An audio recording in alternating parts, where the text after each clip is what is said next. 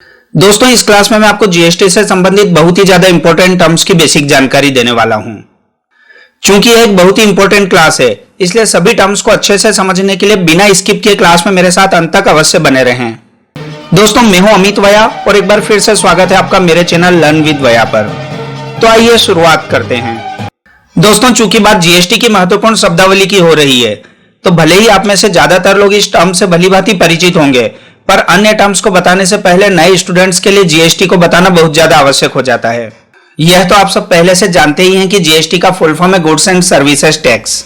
जैसा कि नाम से ही स्पष्ट है, यह टैक्स वस्तुओं और सेवाओं की सप्लाई पर लगाया जाता है। जब भी जीएसटी के दायरे में आने वाली वस्तुओं या सेवाओं की सप्लाई की जाती है, उस पर सरकार द्वारा निर्धारित दर से टैक्स लगाया जाता है। हालांकि अलग अलग वस्तुओं पर लगाए जाने वाले टैक्स की दर अलग अलग हो सकती है, फिर भी किसी एक वस्तु पर लगाए जाने वाले जीएसटी की दर पूरे देश में एक सी ही होती है। इसके बाद आते हैं आईजीएसटी, सीजीएसटी और एसजीएसटी। तो दोस्तों जीएसटी में टैक्स को मुख्य रूप से 3 भागों में बांटा गया है। आईजीएसटी यानी इंटीग्रेटेड जीएसटी, जो इंटर स्टेट या एक राज्य से दूसरे राज्य के बीच होने वाली गुड्स या सर्विसेज की सप्लाई पर केंद्र सरकार द्वारा वसूला जाता है। सीजीएसटी यानी सेंट्रल जीएसटी, जो एक ही राज्य में होने वाली सप्लाईज या इंट्रा स्टेट सप्लाईज पर केंद्र सरकार द्वारा वसूला जाता है। यह उस वस्तु हेतु जीएसटी की निर्धारित दर का आधा होता है। जैसे किसी वस्तु पर जीएसटी की दर 28% है, तो सीजीएसटी 14% ही लगेगा। और तीसरा है एसजीएसटी यानी स्टेट जीएसटी, जो एक ही राज्य में होने वाली सप्लाईज या इंट्रा स्टेट सप्लाईज पर राज्य सरकार द्वारा वसूला जाता है। सीजीएसटी के समान ही एसजीएसटी भी उस वस्तु हेतु जीएसटी की निर्धारित दर का आधा होता है। अगला महत्वपूर्ण टर्म है जीएसटीआईएन। दोस्तों जीएसटीआईएन का फुल फॉर्म है जीएसटी आइडेंटिफिकेशन नंबर या goods and services tax identification number. GST के अंतर्गत रजिस्टर्ड व्यापार या कंपनी को यह नंबर अलॉट किया जाता है। अगर कोई व्यक्ति अलग अलग राज्यों में अपने व्यापार को रजिस्टर्ड करवाता है, तो एक ही पैन कार्ड पर उसे अलग अलग जीएसटी नंबर जारी होंगे। अब मैं आपको बता दूं कि जीएसटीआईएन का स्ट्रक्चर कैसा होता है या कौन कौन से तत्वों से मिलकर यह नंबर बनता है। 15 अंकों व अक्षरों से मिलकर बने इस नंबर में सबसे पहले 2 अंक राज्य का कोड होते हैं। जैसे कि मध्य प्रदेश का कोड 23 है, तो मध्य प्रदेश में रजिस्टर्ड सप्लायर के जीएसटी नंबर में सबसे पहले 23 होगा। और अगर व्यापार का रजिस्ट्रेशन गुजरात में हुआ है, तो यह कोड 24 होगा। इसके बाद के 10 अंक उस व्यक्ति या व्यापार के पैन कार्ड के 10 अंक व अक्षर होते हैं। 13वां अंक बताता है कि इसी सेम पैन कार्ड से इस राज्य में कितनी एंटिटीज रजिस्टर्ड हैं। 14वां अंक बाय डिफॉल्ट जेड होता है और 15वां या अंतिम अक्षर चेक कोड होता है, जो अल्फाबेट या अंक हो सकता है। यहाँ नए स्टूडेंट्स को एक बात और बता दूं कि उन्हें जीएसटीआईएन और जीएसटीएन में कंफ्यूज नहीं होना है। जहां जीएसटीआईएन जीएसटी आइडेंटिफिकेशन नंबर है, वहीं GSTN goods and service tax network है, जो कि जीएसटी पोर्टल के आईटी सिस्टम को मैनेज करने वाली एक ऑर्गेनाइजेशन है। इसके बाद आते हैं रजिस्ट्रेशन टाइप से संबंधित टर्म्स। दोस्तों पहली बात तो यह बता दूं कि जिन सप्लायर्स का टर्नओवर सामान्य एवं स्पेशल कैटेगरी वाले राज्यों में जीएसटी हेतु अलग अलग निर्धारित राशि से ज्यादा होता है, उन्हें अपना रजिस्ट्रेशन जीएसटी के अंतर्गत कराना ही होता है। वे सप्लायर्स चाहे तो अपना रजिस्ट्रेशन रेगुलर स्कीम में करा सकते हैं या चाहे तो अपना रजिस्ट्रेशन कंपोजिशन स्कीम में भी करा सकते हैं। हालांकि जिन सप्लायर्स का टर्नओवर निर्धारित राशि से कम है, वे भी चाहे तो अपना रजिस्ट्रेशन जीएसटी में करवा सकते हैं। यहाँ एक बात ध्यान में रखने वाली है कि interstate suppliers of goods, e commerce operators, casual taxable person, recipient of supply जो कि रिवर्स चार्ज बेसिस पर टैक्स भुगतान करने के लिए लायबल हैं, और ऑनलाइन सर्विस प्रोवाइडर्स, इनके लिए जीएसटी में रजिस्ट्रेशन कराना कंपलसरी है। अब बात करते हैं रेगुलर और कंपोजिशन स्कीम की। तो दोस्तों जिन व्यापार या व्यवसाय का टर्नओवर 1.5 करोड़ रुपए से ज्यादा होता है, उन्हें अपना रजिस्ट्रेशन रेगुलर स्कीम में ही कराना होता है। हालांकि जिन व्यापार या व्यवसाय का टर्नओवर 1.5 करोड़ रुपए से कम होता है, वे भी चाहे तो अपना रजिस्ट्रेशन रेगुलर स्कीम में करा सकते हैं। रेगुलर स्कीम में सामान्यतः टैक्स की दरें 5, 12, 18 और 28% होती है। इसके अलावा कुछ विशेष वस्तुओं पर 3% और 0.25% जैसी अलग टैक्स रेट्स भी हैं। रेगुलर स्कीम में रजिस्ट्रेशन के कई एडवांटेजेस या फायदे हैं। जैसे रेगुलर स्कीम में रजिस्टर्ड व्यापारी अन्य राज्यों में भी अपने माल व सेवाओं की सप्लाई कर सकता है। रेगुलर स्कीम में रजिस्टर्ड व्यापारियों को इनपुट टैक्स क्रेडिट मिलती है। कहने का मतलब यह है कि विक्रय के समय ग्राहकों से ली गई टैक्स की अमाउंट में से क्रय के समय दी गई टैक्स की अमाउंट घटाने के बाद बची हुई राशि ही सरकार को भुगतान करना होती है। जहां रेगुलर स्कीम में रजिस्ट्रेशन के कई एडवांटेजेस या फायदे हैं, वहीं रेगुलर स्कीम में रजिस्ट्रेशन का डिसएडवांटेज इसे कहा जा सकता है कि रेगुलर स्कीम वाले व्यापारियों को सालाना रिटर्न्स के अलावा भी हर माह अपने जीएसटी रिटर्न सबमिट करना होते हैं। अब बात करते हैं कंपोजिशन स्कीम की।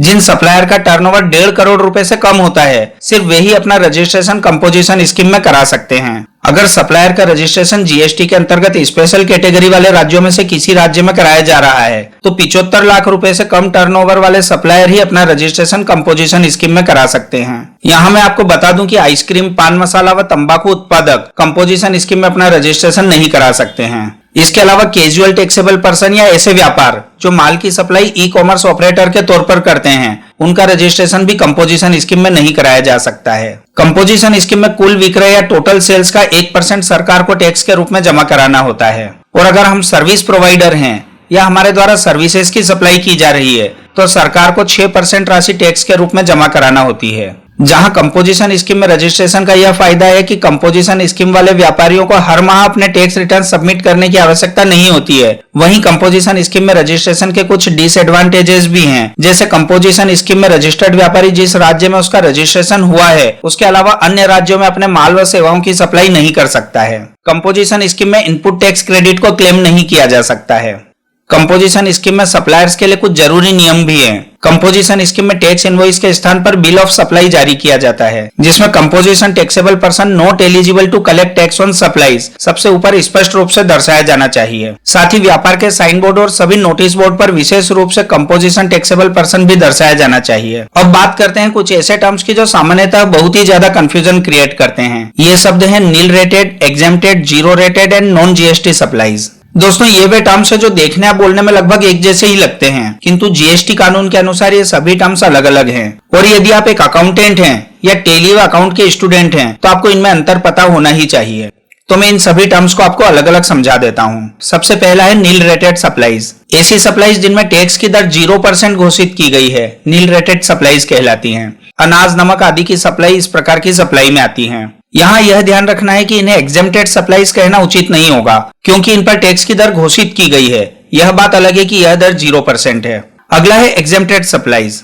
एग्जेम्प्टेड सप्लाईज में बुनियादी आवश्यकताओं की वस्तुओं की सप्लाई आती है, इसलिए इन पर कोई जीएसटी नहीं लगता है। इन सप्लाईज पर किसी भी प्रकार की आईटीसी क्लेम नहीं की जा सकती है। ताजे फल, दूध, दही, ब्रेड आदि इसके कुछ उदाहरण हैं। इसके बाद आता है जीरो रेटेड सप्लाईज। विदेशों में और स्पेशल इकोनॉमिक जोन्स या स्पेशल इकोनॉमिक जोन्स डेवलपर्स को की गई सप्लाईज जीरो रेटेड सप्लाईज के अंतर्गत आती है। इन सप्लाईज पर आईटीसी क्लेम की जा सकती है। स्पेशल इकोनॉमिक जोन्स क्या होते हैं, यह मैं अभी आपको बताने वाला हूँ। अगला है नॉन जीएसटी सप्लाईज। ऐसी सप्लाईज जो जीएसटी के क्षेत्र या दायरे से बाहर की हैं, उन्हें नॉन जीएसटी सप्लाईज कहा जाता है। हालांकि इन सप्लाईज पर राज्य या देश के नियमों के अनुसार जीएसटी के अलावा अन्य टैक्स लागू हो सकते हैं। पेट्रोल, अल्कोहल आदि इसके कुछ उदाहरण हैं। अब समझ लेते हैं कि स्पेशल इकोनॉमिक जोन्स या एसीजेड क्या होते हैं। एसीजेड या स्पेशल इकोनॉमिक जोन या विशेष आर्थिक क्षेत्र एक ऐसा भौगोलिक क्षेत्र होता है जहां काम करने वाली कंपनियों को इनकम टैक्स, उत्पाद शुल्क, कस्टम और जीएसटी में छूट मिल जाती है। इन क्षेत्रों को देश की सीमा के अंदर विशेष आर्थिक नियमों को ध्यान में रखते हुए व्यावसायिक गतिविधियों को बढ़ावा देने के उद्देश्य से विकसित किया जाता है। जीएसटी से संबंधित अगला बहुत ही ज्यादा महत्वपूर्ण टर्म है इनपुट टैक्स क्रेडिट या आईटीसी। तो दोस्तों, गुड्स या सर्विसेज की सप्लाई पर कस्टमर से लिए गए आउटपुट टैक्स को सरकार को जमा कराते समय आप उस राशि को घटा सकते हैं जो आपने गुड्स या सर्विसेज को खरीदते समय टैक्स के रूप में चुकाई थी। इसे ही इनपुट टैक्स क्रेडिट या आईटीसी कहा जाता है। इसे अच्छे से समझने के लिए एक उदाहरण देख लेते हैं। मान लीजिए कि हमने कोई वस्तु 1 लाख रुपए में खरीदी है, जिस पर जीएसटी की दर 18% है। तो हमने वस्तु का मूल्य और उस पर लगे जीएसटी की राशि जो कि 18,000 रुपए है, दोनों को मिलाकर 1,18,000 रुपए का भुगतान किया है। यहाँ पर 18,000 रुपए इनपुट टैक्स है। अब मान लेते हैं कि उस वस्तु के मूल्य 1 लाख रुपए पर हमने अपना प्रॉफिट 10% जोड़ दिया है। इस प्रकार उस वस्तु का मूल्य 1,10,000 रुपए हो गया है और उसे बेचते समय हमने उस वस्तु पर जीएसटी लगाया है जो कि 18% के हिसाब से 19,800 रुपए है। यहाँ पर 19,800 रुपए आउटपुट टैक्स है। अब हमें सरकार को 19,800 रुपए टैक्स नहीं चुकाना है।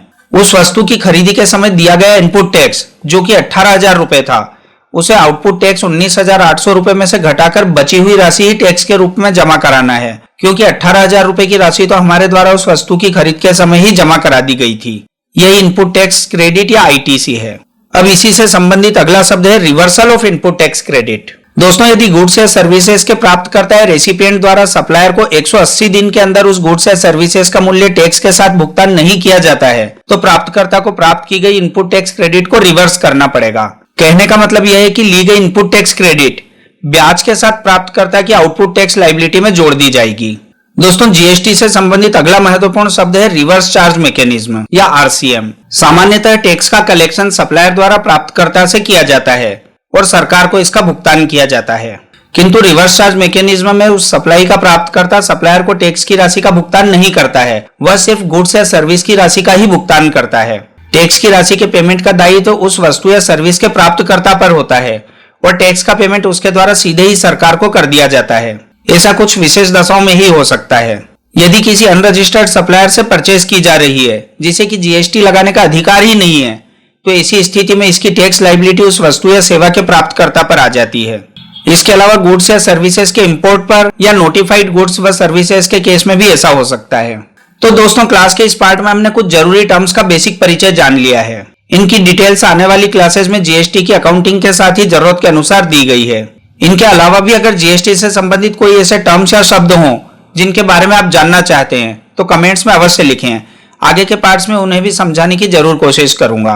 दोस्तों यदि वीडियो पसंद आया हो तो इसे लाइक और शेयर जरूर करें। यदि आपने अभी तक भी चैनल को सब्सक्राइब नहीं किया है तो सब्सक्राइब करके बेल आइकॉन पर भी टैप कर दें ताकि आने वाले वीडियोस के नोटिफिकेशन आपको तुरंत मिल सकें। तो मिलते हैं अगले वीडियो में। Thanks for watching.